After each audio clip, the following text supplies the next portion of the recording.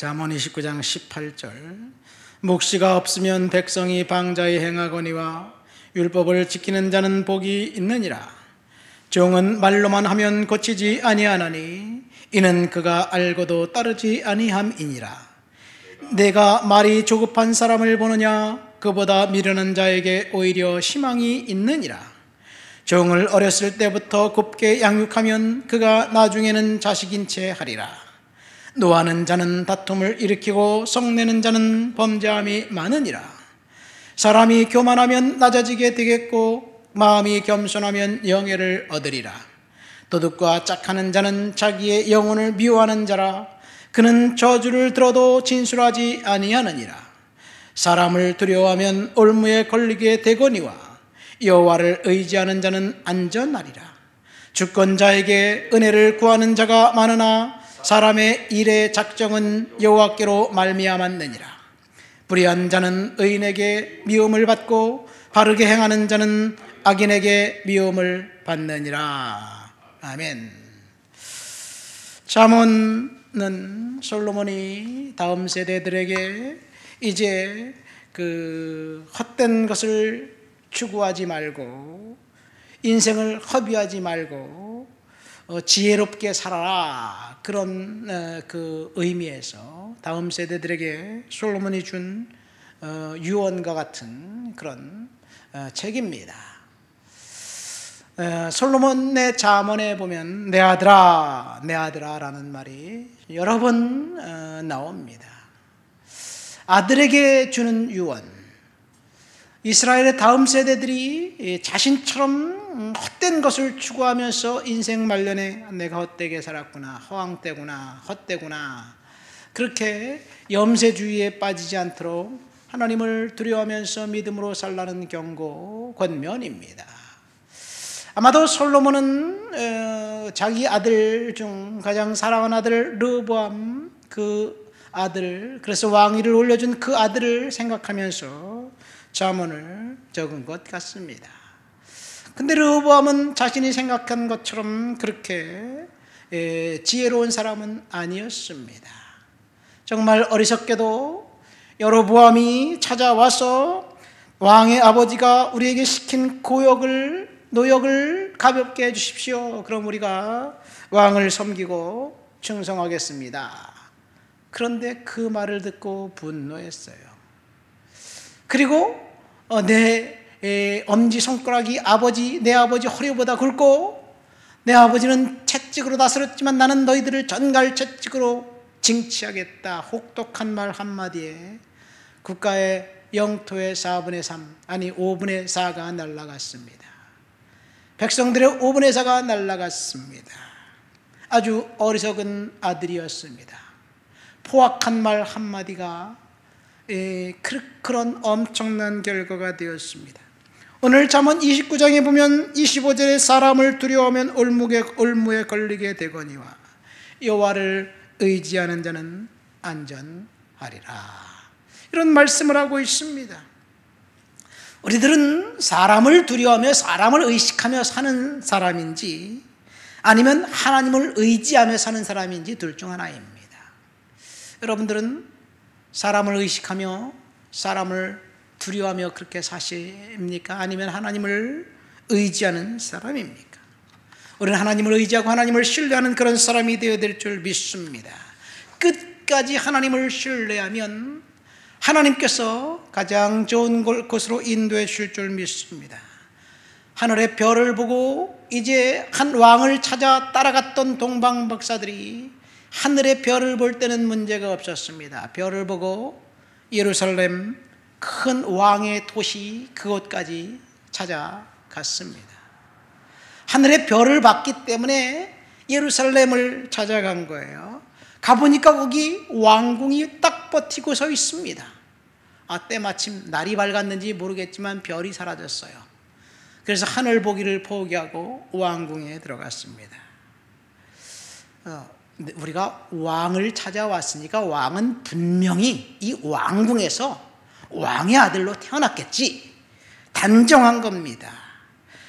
헛다리 짚은 거지요. 그런데 그 일로 말미암아 베들레헴에 살고 있는 2살 이하의 어린아이들이 비명 행사했습니다.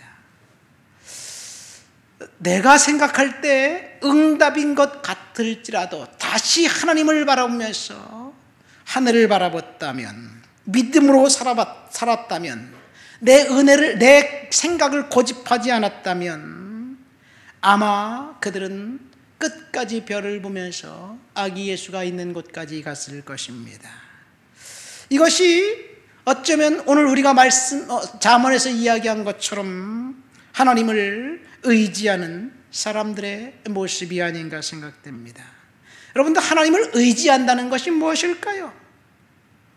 예레미야는 이스라엘 백성들에게 2가지 예언을 했습니다. 첫 번째, 하나님을 의지하고 믿음을 지켜라. 그리고 우상 숭배에서 돌아서라. 이 말씀은 저항할 수 있는 것이 아무것도 없어요. 하나님 말씀대로 살아야 된다는 것은 누구나 다 압니다. 그러나 진짜로 하나님 말씀대로 살지는 두고 봐야 알 일이에요. 예레미야 선지자의 메시지는 백성들의 귀에 그냥 스쳐 지나가는 하나님의 경고에 불과했습니다. 그래도 예레미야 메시지 그것은 낫습니다. 그런데 두 번째 메시지가 좀 헷갈리게 만들어요. 바벨론에 항복해라. 그래야 산다. 유다는 멸망할 것이다. 여러분, 만약 우리가 그때 당시 예레미야의 청중들이라면 바벨론에 항복해라 그런 말을 어떻게 들을까요? 저거 매국노 아니야? 한 나라 백성이라면 국가를 위해서 목숨까지 바쳐가면서 저항해야 되는데 항복하라니 말이 되는가? 근데 그때 당시 많은 예언자들이, 선지자들이 등장해서 예레미야의 메시지를 비난하면서 이스라엘은 잘 될 것이라고 이야기합니다. 누구의 메시지가 더 하나님의 메시지입니까? 사람을 의식하고 하나님을 의지해야 되는데 우리는 때때로 하나님의 말씀이 헷갈려요. 그럼에도 불구하고 우리는 하늘을 바라봐야 될 줄 믿습니다. 오늘 잠언 29장에 보면 하나님을 의지하고 사람들을 두려워하지 말라는 대략 7가지 그 이야기가 나옵니다. 첫 번째, 묵시가 없으면 방자 행하고 율법을 지키는 자는 복이 있다. 18절입니다. 19절과 21절 말씀 보니까 종은 좋은 말로 곱게 행하면 자식인 체한다. 이거는 자신의 위치를 잘 지키라는 얘기입니다. 신약에 의하면 절제와 동일합니다. 셋째, 말이 조급한 사람은 미련한 자보다 희망이 없다. 넷째, 노하면 다툼을 일으키고 성내는 자는 범죄함에 이른다. 22절. 교만하면 낮아지고 마음이 겸손하면 하나님께서 영예를 얻게 하신다. 23절. 도둑과 짝하는 자는 자기의 영혼을 미워하는 것이다. 24절. 그리고 불의한 자는 의인에게 미움을 받고 의인은 악인에게 미움을 받는다. 27절에 이렇게 이야기하고 있습니다. 여러분, 첫 번째, 묵시가 없으면 백성이 방자히 행한다는 말이 무슨 말일까요? 여기서 묵시는 비전입니다. 묵시는 또 리빌레이션입니다. 계시입니다. 이 인간이 비전을 품고 꿈을 꾸고 야망을 품는 그 비전이 아닙니다. 하나님이 이제 그 선지자를 통해서 주신 계시가 묵시입니다. 이 묵시를 하존이라고 합니다.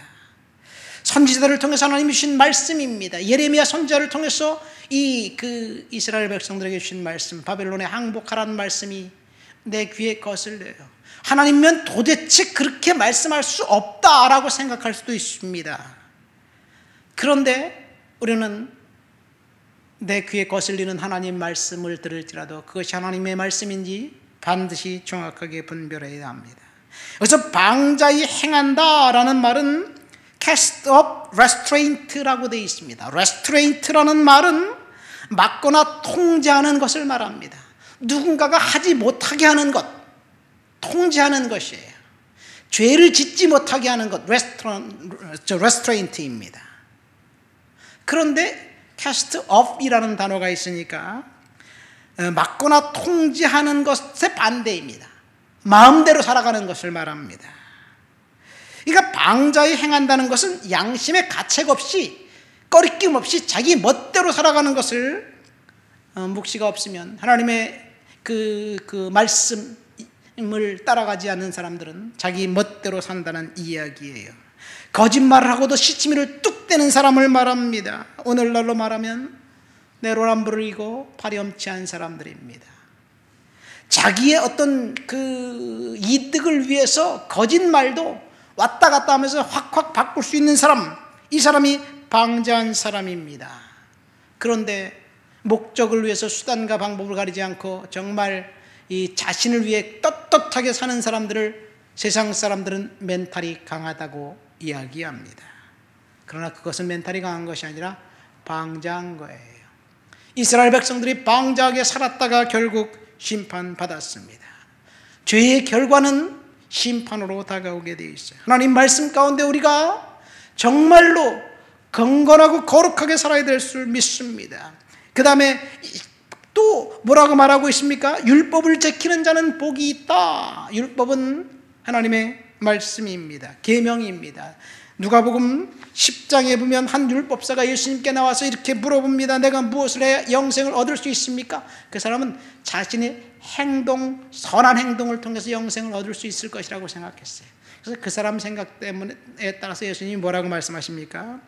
율법에 뭐라고 기록되어 있느냐? 그렇게 말하니까 율법에는 내 마음을 다하고 목숨을 다하고 힘을 다하고 뜻을 다하여 주 너의 하나님을 사랑하고 그를 섬기라. 그리고 또 두 번째 내 이웃을 내 몸과 같이 사랑하라. 그렇게 말씀하셨습니다. 그러니까 예수님이 그 젊은 율법사 청년을 칭찬했어요. 내가 율법을 너무너무 잘하는데 그러면 그 말씀대로 살아라. 그렇게 얘기합니다. 이 말은 말씀대로 살면 영생을 얻을 것이 아니라 네가 말씀대로 살라고 노력해봐라 되냐 이 얘기예요. 그러니까 이 율법사가 자신을 지지해 주는 것이라고 생각하고 자신을 옳게 보이려고 예수님께 그러면 내 이웃이 내가 사랑의 이웃이 누구일까요? 질문하니까 예수님이 그때 선한 사마리아인의 비유를 말씀하셨습니다. 그러니까 하나님을 사랑하는 것은 율법을 지키는 것이고 율법을 지키는 것은 이웃을 사랑하는 것이 됩니다. 그런데 그 청년은 이 예수님에게서 떠나지요. 떠납니다. 왜요? 자신의 돈 때문에. 예수님이 그렇게 심각하게 네 돈을 팔아서 가난한 자들에게 주고 나를 따르라 그런 말을 하니까 도망가 버렸습니다. 어쨌든 오늘 본문은 율법을 지키는 자에게 복이 임한다라고 말씀하시는데 이웃을 사랑하는 자에게 복이 있다고 말합니다. 두 번째 우리가 생각해 볼 것은 20절에 보니까 말이 조급한 사람을 보느냐 그보다 미련한 자에게 오히려 희망이 있다. 이게 말이 조급한 사람은 말로 떠버리는 사람을 말합니다. 말로 떠버리는 사람이 미련한 자보다 더 나쁘다는 얘기예요. 여러분 우리가 말로 뭐를 떠버립니까? 말로 하나님을 찬양하고 기도하고 긍정적인 말을 하면 괜찮은데 우리는 말로 다 다른 사람을 가십하고 욕하고 비난하기에 급급합니다. 그런 사람은 이 미련한 사람보다 더 미련하다는 이야기예요. 이 민수기 13장에 보면 이 여호수아가 12명의 정탐꾼을 가나안 여리고성에 보내지요. 10명이 찾아와서 뭐라고 이야기합니까? 그들이 찾아와서 이렇게 말합니다. 입으로 그들은 우리보다 강하다. 우리는 진다. 우리는 스스로 보기에 메뚜기 같다. 우리 한 장관을 세워서 애굽으로 돌아가자. 그 입 때문에 그 사람들이 다 죽은 거예요. 그러나 여호수아와 갈렙은 동일한 것을 보고도 아니다. 우리에게는 하나님이 함께 하신다. 그들은 우리의 밥이다. 우리 그곳을 점령하자. 똑같은 걸 받습니다. 거기서 안악자손 거인을 받습니다.